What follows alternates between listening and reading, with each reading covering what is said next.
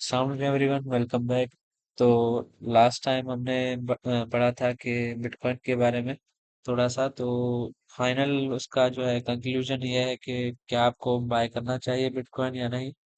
तो अगर मैं आपको बताऊं तो फाइनल जो है कंक्लूजन में ये होगा कि लॉन्ग टर्म इन्वेस्टमेंट अगर आप करना चाह रहे हैं, आप एक्स्ट्रा पैसे हैं आपके पास, जिस तरह कमेटी डालते हैं या एक्स्ट्रा सेविंग्स होती हैं किसी की 2-4 हजार 5 हजार, मतलब डिपेंड करता है हर बंदे पे। वो अगर लॉन्ग टर्म के लिए रखना चाह रहा है कि भाई फ्यूचर में जाके 5 साल बाद वो कुछ ना कुछ आपको बेनिफिट देगा, तो उसके लिए आप बिटकॉइन में इन्वेस्ट कर सकते हैं। बाकी शॉर्ट टर्म के लिए अगर आप चाह रहे हैं कि अगर आपको नॉलेज नहीं है और आप कह रहे हैं कि शॉर्ट टर्म में मैं प्रॉफिट बनाऊं, तो ये आपके लिए नहीं है। और उसके बाद आज का टॉपिक है what are alt coins. Alt coins क्या है? अल्ट कॉइंस जो है वो कॉइंस हैं अदर देन बीटीसी। सबसे पहले बिटकॉइन क्रिप्टो करेंसी आई थी, उसके बाद बाकी कॉइंस आए। ठीक है, अब बाकी कॉइन्स जितने भी आए बिटकॉइन के अलावा, उन सब कॉइन्स को कहते हैं alt coins. Alt means alternative coins, मतलब बिटकॉइन के अल्टरनेटिव। बिटकॉइन के बाद जो भी कॉइन आए वो सारे आल्ट कॉइन्स कहलाते हैं। ठीक है, it's refer to all crypto currencies other than Bitcoin. Bitcoin के अलावा जितने कॉइन्स हैं आल्ट कॉइन्स हैं। और उसके बाद है what are stable coins. Stable coins भी कॉइन्स हैं। तो वो क्यों है मार्केट में और वो क्या होते हैं? स्टेबल कॉइन्स क्या होते हैं कि वो हमेशा $1 पे फिक्स्ड होते हैं। मतलब जिस तरह हम एक डॉलर है और पाकिस्तान है, अगर दोनों का कंपैरिजन देखें तो डॉलर कभी अप जा रहा होता है, कभी डाउन जा रहा होता है। तो ये एक क्रिप्टो बनाई गई जो कि जानबूझ के उसको फिक्स किया गया $1 के बराबर, ताकि हम अगर ये क्रिप्टो, ये कॉइन है असल में $1 जिसकी वैल्यू है, और ये हमेशा $1 ही रहेगी। वो क्यों? क्योंकि हम अगर बिटकॉइन में इन्वेस्ट करना चाह रहे हैं तो हम बिटकॉइन बाय करेंगे। तो वो बाय क्या चीज दे के करेंगे? वो हम ये कॉइन दे के करेंगे जो $1 के। तो इसमें जो है, जो स्टेबल कॉइन्स हैं उनकी एग्जांपल्स ये है कि टीथर यूएसडीटी जो है वो $1 के इक्वल है। ठीक है, और यूएसडीसी है वो $1 के इक्वल है, वो हमेशा $1 ही रहेंगे। बाइनेंस का भी यूएसडी है, ट्रू यूएसडी है, टी यूएसडी। ये सारे स्टेबल कॉइन है, मतलब $1 पे फिक्स किए गए हैं। उसके बाद एडवांटेजेस क्या हैं स्टेबल कॉइन के? Price stability. इससे क्या होता है कि आपके जो क्रिप्टो कॉइन लिया हुआ है, आपने $1 लिया हुआ है, तो वो आपका $1 ही रहेगा। ये नहीं कि अभी आपने जो है $1 लिया और वो कल जाके $0.8 हो गया, तो या थोड़ी देर बाद $0.8 हो गया, क्योंकि मूवमेंट ज्यादा होती है यहाँ पे। तो इससे क्या होता है? रिड्यूसेस वॉलेटिलिटी, मतलब वॉलेटिलिटी इसमें नहीं होती। और fast and low cost transaction. इसका मतलब ये कि यहाँ पे ट्रांजैक्शन अगर हम करना चाहें, फॉर सपोज मैं यहाँ से अमेरिका भेज रहा हूँ कोई $500, तो वो मैं बिटकॉइन लेके नहीं भेजूंगा, वो मैं यूएसडीटी स्टेबल कॉइन लेके भेजूंगा, ताकि जब वहां पे पहुंचे और वो जितना टाइम होगा, 5 मिनट लगे 10 मिनट लगे, 10 मिनट में अगर मैं बिटकॉइन लेके भेजूंगा तो मुझे नहीं पता कि अभी बिटकॉइन क्या है और 10 मिनट बाद उसकी वैल्यू क्या होगी। हो सकता है वो $10 के बिटकॉइन जो है वो $8 के हो जाएं। इस वजह से स्टेबल कॉइन में हम इन्वेस्ट करके वो जो है आगे ट्रांसफर करते हैं पेमेंट के लिए या ट्रांजैक्शन के लिए। तो अब अगर वो मैं $1 यहाँ पे भेजूंगा यहाँ से, तो आगे जाके वो $1 ही पहुंचेंगे, कम ज्यादा नहीं पहुंचेंगे। ये फायदा है, एडवांटेज है स्टेबल कॉइन का। और ग्लोबल एक्सेसिबिलिटी, मतलब इंटरनेशनल पेमेंट्स के लिए हम इसको यूज कर सकते हैं। उसके बाद है व्हाट आर एनएफटीज। एनएफटी आपने सुना होगा, नॉन फंजिबल टोकन्स।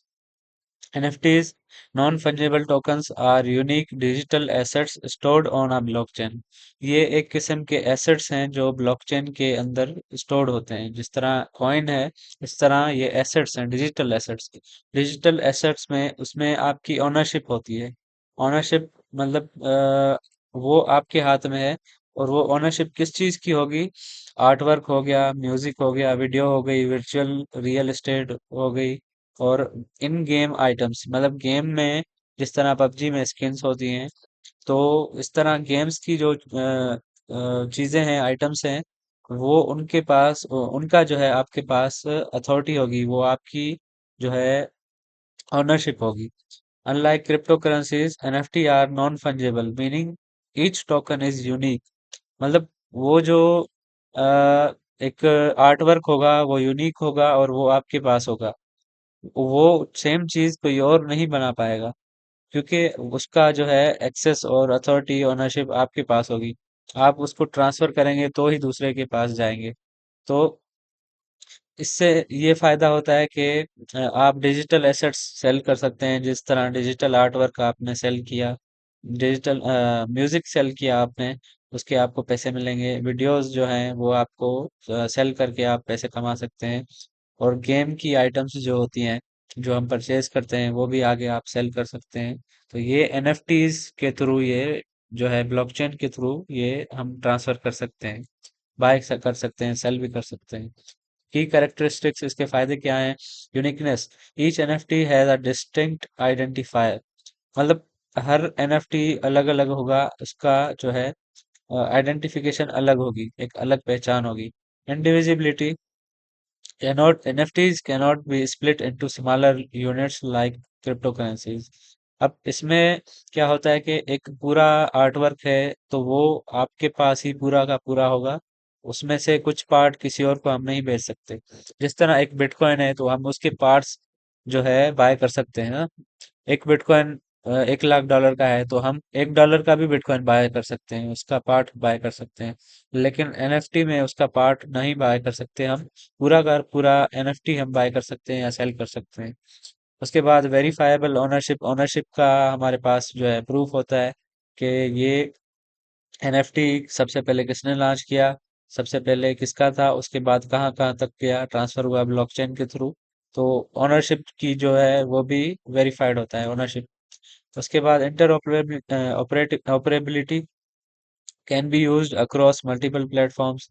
मतलब वो एनएफटी मल्टीपल प्लेटफॉर्म्स पे यूज कर सकते हैं, गेमिंग में, वर्चुअल वर्ल्ड में, या कहीं भी हम किसी को भी ट्रांसफर कर सकते हैं। स्कार्सिटी, मतलब the creator can limit the number of NFTs. मतलब जिसने क्रिएट किया एनएफटी, तो उसके पास अथॉरिटी है कि वो 10 क्रिएट करे, 10 आर्ट या 15 क्रिएट करे, और हर एक यूनिक क्रिएट करे या एक जैसे करे, तो वो एक यूनिकनेस होती है उसमें। उसके बाद है, ये मैंने आपको पहले बताया कि डिजिटल आर्ट जो है वो इसमें एनएफटी में हम कर सकते हैं, म्यूजिक और वीडियोस। अब एक एग्जांपल है यहाँ पे, people's art work sold for $69 million as an NFT. अब ये एक आर्ट वर्क था जो सेल हुआ $69 million में एज अ एनएफटी। ठीक है, तो जिसने बाय किया $69 में बाय किया। तो अब वो ये फायदा किसको हुआ? जिसने क्रिएट किया। उसके बाद म्यूजिक और वीडियोस भी हम एनएफटी के थ्रू, एनएफटी की फॉर्म में हम बाय सेल कर सकते हैं। गेमिंग आइटम्स, स्किन्स वगैरह, वेपन्स और कैरेक्टर्स हम बाय कर सकते हैं। जिस तरह एक्सी इन्फिनिटी एक गेम थी, अगर कुछ लोगों को पता होगा इसका, तो उसमें हम कैरेक्टर्स बाय करते थे। और रियल एस्टेट मतलब वर्चुअल रियल एस्टेट एक किस्म की, उसमें हम प्लॉट्स और लैंड वगैरह बाय करते हैं गेम्स में। और कलेक्टिबल्स, कलेक्टिबल्स में कुछ भी कलेक्टिबल चीज हो सकती है। तो ये NFTs, advantages of NFTs. Advantages क्या है? प्रूफ ऑफ ओनरशिप, ओनरशिप का प्रूफ है कि भाई मैंने ही एनएफटी क्रिएट की थी, और ये ब्लॉकचेन में प्रूफ होगा, और मैं इसको एज अ ऑनर कह सकता हूँ कि ये मेरे पास एनएफटी है, मैंने क्रिएट की है और ये आगे गई। Royalties for creators, artist can earn royalties every time there NFT is resold.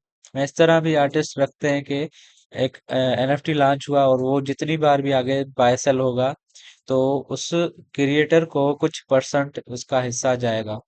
तो इससे वो अर्निंग कर सकते हैं।